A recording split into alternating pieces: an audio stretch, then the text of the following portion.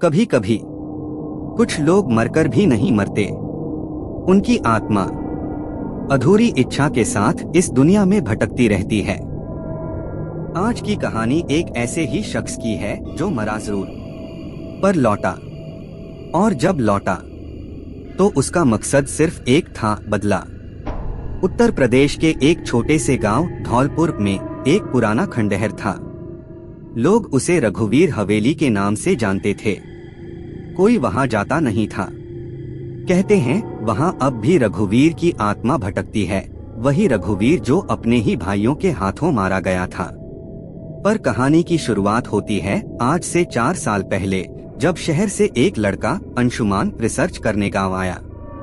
अंशुमान एक YouTube channel चलाता था, रियल पैरानॉर्मल फाइल्स। उसका मकसद था भारत के भूतिया स्थानों की सच्चाई उजागर करना। गांव वालों ने मना किया, बाबूजी उधर मत जाइए, वहां मौत है। पर अंशुमान ने सबकी बात हंसी में उड़ा दी। रात को उसने अपना कैमरा निकाला और चल पड़ा हवेली की ओर। हवेली में घुसते ही उसे कुछ अजीब सा महसूस हुआ। दीवारों पर खून के निशान थे, मिट चुके पर अब भी दिखते थे। तभी उसे किसी के रोने की आवाज आई। वो आवाज हवेली के सबसे अंदर वाले कमरे से आ रही थी। अंशुमान ने कैमरा चालू किया और धीमे धीमे बढ़ने लगा। जैसे ही उसने कमरे का दरवाजा खोला, सब कुछ शांत हो गया। सन्नाटा, जैसे वक्त थम गया हो।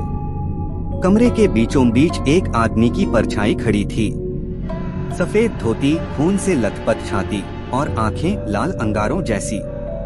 अंशुमान के मुंह से आवाज तक न निकली, पर उस परछाई ने सिर्फ एक बात कही। अंशुमान की सांसें तेज हो गईं। वो दौड़ने लगा, पर दरवाजा बंद। अंशुमान किसी तरह कैमरे की लाइट चालू करता है। तभी उसे फर्श पर एक पुरानी डायरी दिखती है, रघुवीर सिंह की डायरी। डायरी पढ़ते हुए उसे पता चलता है रघुवीर एक नेक इंसान था, पर उसके 2 छोटे भाइयों ने हवेली हथियाने के लिए उसकी हत्या कर दी। उसकी आत्मा अब भी न्याय चाहती है। अपने ही खून के हाथों मरी आत्मा अब शांति नहीं चाहती, सिर्फ बदला। अंशुमान अब समझ चुका था कि हवेली से बाहर निकलने का एक ही तरीका है, रघुवीर को न्याय दिलाना। तभी एक तस्वीर गिरती है। पीछे एक नाम लिखा होता है, विनीत सिंह, अब गांव का प्रधान। विनीत वही छोटा भाई जिसने रघुवीर को धोखे से मार डाला था।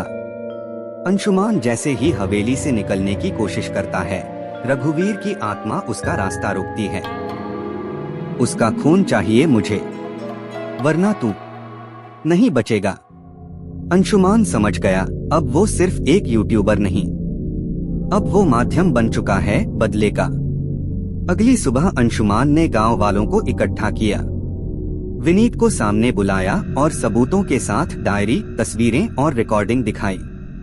गांव वालों ने विनीत को बांध दिया और रघुवीर की हवेली में ले जाकर छोड़ा। रात को हवेली से चीखें आईं, खून की बू, और फिर सब कुछ शांत। अंशुमान ने उस वीडियो को अपने चैनल पर डाला।